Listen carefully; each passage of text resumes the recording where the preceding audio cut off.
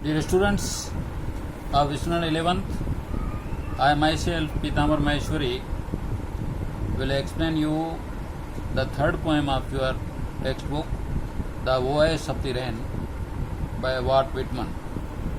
The stanzas of the poem are as under. Number 1. And who art thou?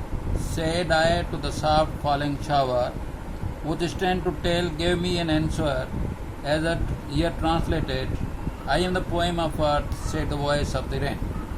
Number 2.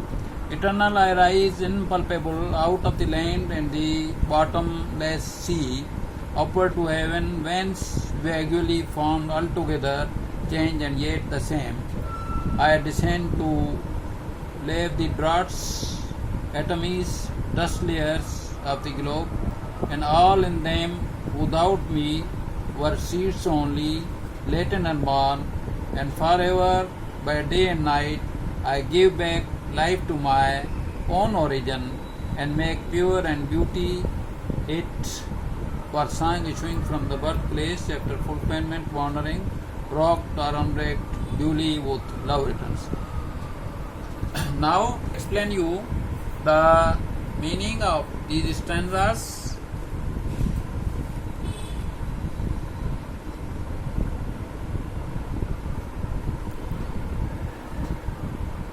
Stanza 1. The poet asked the soft falling shower who it was. So in this poem there is a discussion between the poet and the rain. So the poet asks the raining falling shower who it was. The poet पूछ रहा है कि ये जो बारिश पड़ रही है वो क्या है. Strangely enough, the shower gave him the answer. और उसका उस बारिश के शावर्स ने इस तरह जवाब दिया.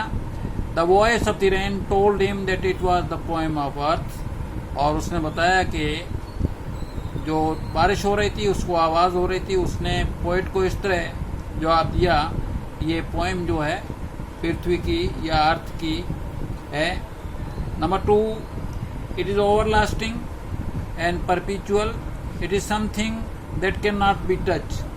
उसने जवाब दिया कि ये ना ख़त्म होने वाली चीज़ है और इसको टच नहीं किया जा सकता. It is born out of the land and the deep sea.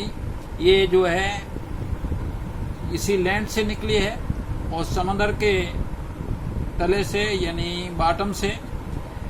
It rises upward to heaven के ऊपर जो है जन्नत तक जाती है. There it gets a different form and is altogether change. वहाँ जो है ये दूसरा फॉर्म अपना लेती है और बिल्कुल ही उसके साथ साथ उसमें तब्दीली भी हो जाती है. Yet it remains the same. फिर भी वो उसी तरह रहती है. Then it comes down to wash the thirsty tiny particles and dust layer of the world. उसके बाद जो है वो बारिश के चक्कर में छोटे छोटे प्यासी थर्स्टी जो पार्टिकल्स हैं और छोटे छोटे डस्ट के जो लेयर्स हैं उनको वॉश करने के लिए ज़मीन पे गिरती है. The rain help the seeds which lie hidden. और जो बीज ज़मीन के नीचे छुपे हुए हैं and unborn under the layer of the earth जो अभी तक खुले नहीं हैं और ज़मीन के लेयर के नीचे अर्थ के नीचे छुपे हुए हैं to take a new life.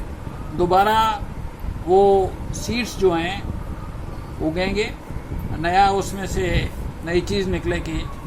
Third para this process of rain is perpetually and goes by day and night. यही रेन का जो प्रोसेस है हमेशा के लिए दिन रात जो है चालू रहता है. Rain gives back life to its own source of beginning, makes its pure and beautiful.